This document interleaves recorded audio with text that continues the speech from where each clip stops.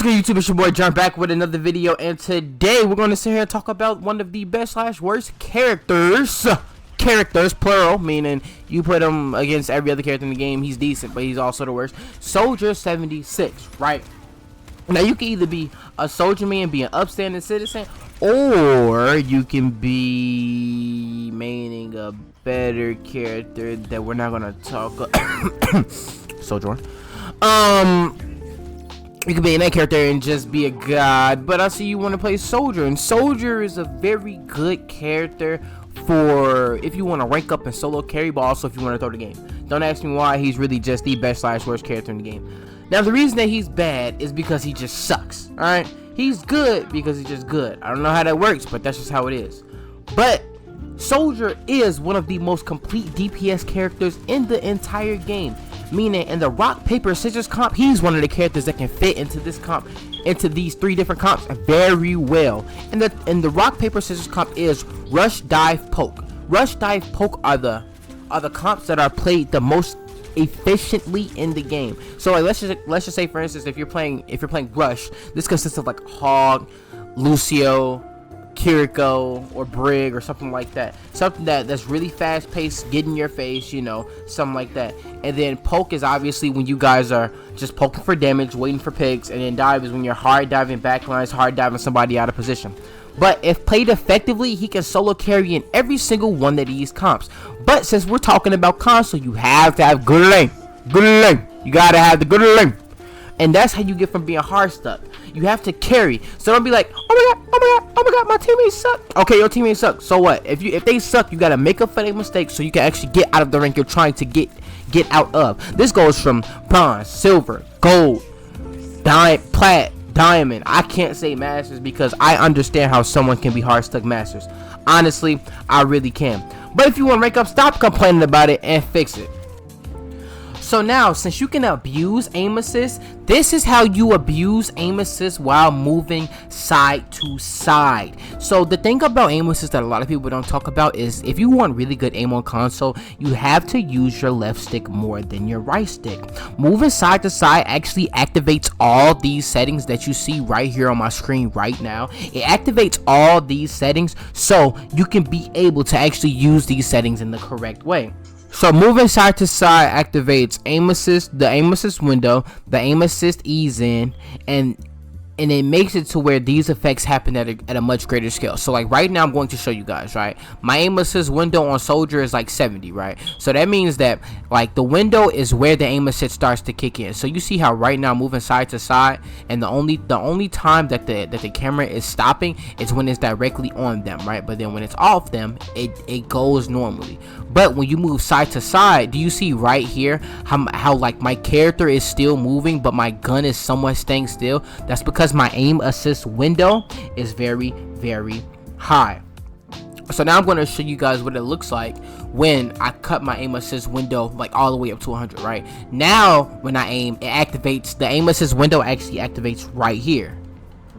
So now if I let's just say I wanted to get closer to him, I would have to move my right stick more than I would have to if my aim assist window is all the way down. So like right here, so like look, so now you see like right here how I'm literally moving side to side and nothing is happening.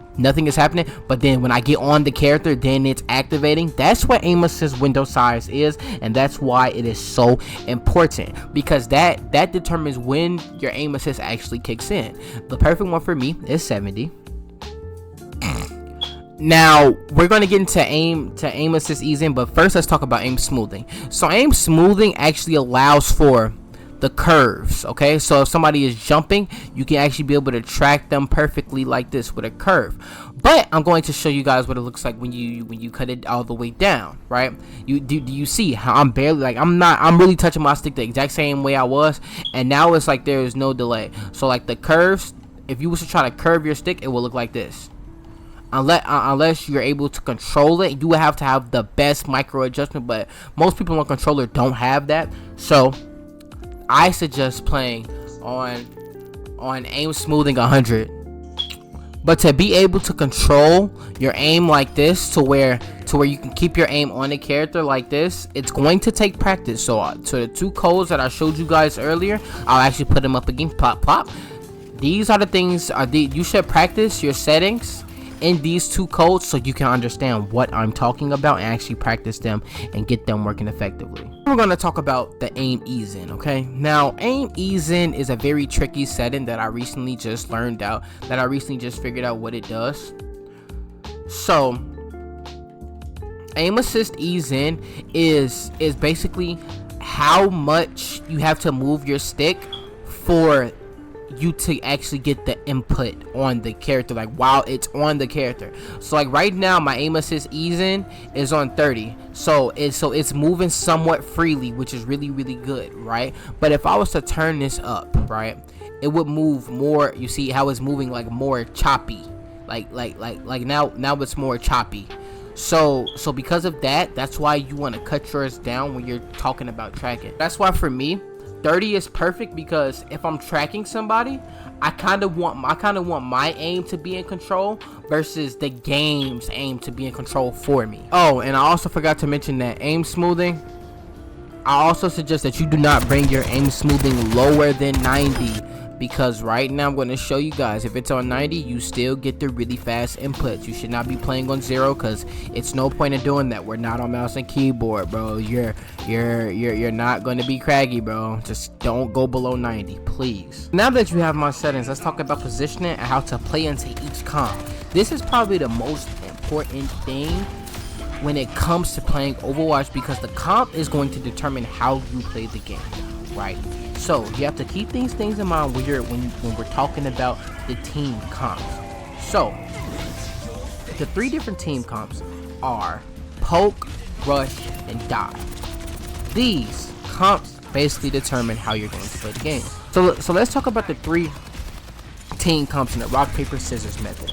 Okay, poke beats rush, rush beats dive, and dive beats poke. Now I'm not saying that a rush team comp can't beat a poke, but you have to play into these team comps differently if you want to rank up with soldier. So let's talk about poke first. Poke is the easiest one to play with soldier, because it's mostly when both teams are trading shots on a choke point waiting for picks, and you can slightly create space with soldier by going off angles and flanks, but you should never try to solely flank, because the pathing will take you out of the fight for too long. And it can separate from your team, which would not be good unless both teams are running poke. If both teams are running poke, then you can split the attention, allowing for more space to be made by your tank. But here's the thing, you have to stay alive. Living is the most important thing in Overwatch, regardless of the role, regardless of the team comp. Now, let's talk about soldier in the rush comp. In my opinion, personally, I really do think that soldier is the best in rush comp, because the positioning in rush is rush down, which in this team comp usually consists of Lucio, Ryan, Hog, characters who are really good at brawling with one another. Soldier pairs really good with them, because while your Ryan and your Hog or your Lucio are being focused, you can get really good damage in. In this comp, they either have to deal with you pumping in all the damage and focus you, or they have to deal with your team. Now, the reason why I say soldier is best in this comp, because in rush team comp, you have to play with your team to get the most value out of it. You can go off angles and you can go on flanks, but because it's rush, if your team is rushing in one way and you're rushing in another way by yourself or solely, the other team is going to be able to turn around or be able to just completely look at you for 2 seconds, and you're going to get demolished, which you don't want that. You need to stay alive. But this comp is essential, because you have to follow up on your team, or your team has to follow up on you.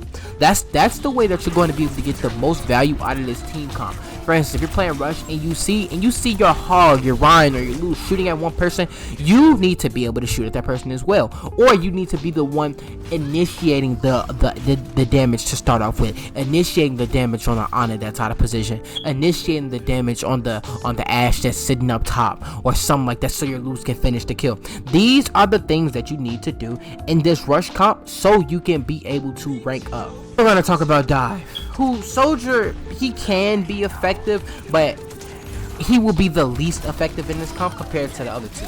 So since you're soldier with your legs just running around, then you kind of have to play a little slower than your team in these comps. So these comps consist of Diva, Ball, Fister, I don't say his name because I don't like him. They all can do one thing which you can't do, which is move vertically in the air, which means you're limited to what you can do in comparison to every other dive hero. Since these characters can move vertically, that means they can take height, they can contest height, they can do all these things that you cannot do if your rocket jump is not going to let you get there. So, to correctly play in this comp, you have to somewhat play a little bit slower while trailing behind your team so you don't get completely rushed. It's like you kind of have to play like an Ana, running behind your team, but at the same time you kind of want to play fast paced so you're not completely out of position getting dookied on by a tank, and then you're saying, oh, my team isn't peeling for me, when your entire team is diving and you're sitting there in the back doing nothing, just dying. Now, in my opinion, there are ways to play into dive comp, is to either focus who your team is focusing or split attention, or even the tank's attention while your team is doodling on their team for free. Similar to this in poke, you can play somewhat freely to your liking as long as you are not too far out of position, like I said earlier. Which means if you're gonna go for off angles, that's cool. If you want to go for flanks, it's better to do that in hard dive, because in hard dive you're directly in their face. Everything is up close. So if you're flanking, it can be used as long as you're doing it effectively. Now, if you have a mercy pocket in any of these comps, protect your mercy, because this mercy is going to be able to allow you to play however you want to with a mercy pocket. Unless the other team is running dive, then you're probably just going to get dove for being too much out of position, or even rush, because if they have a Lucio, you might just get sped on and die and dove. But if we're talking about poke, you can play really freely in poke, because usually the characters that are in poke it's really only Sig as of right now. Sig is really the best poke tank. I can't really think about any other poke tanks right this up. Basically what you want to do is you want to take off angles and poke. You want to in rush play with your team, focus fire, and dive and split the attention so you can go stupid. And then in dive you want to play a little bit slower while playing freely, making sure you're not out of position. And I'm telling you, you follow these 3 things, you're going to rank up. If you guys don't know what an off angle is, go to my Cat City video. I explained what it is. If you guys don't know what a flank is, I explained all of that. Thank you. Have a nice day. Tell somebody you love them.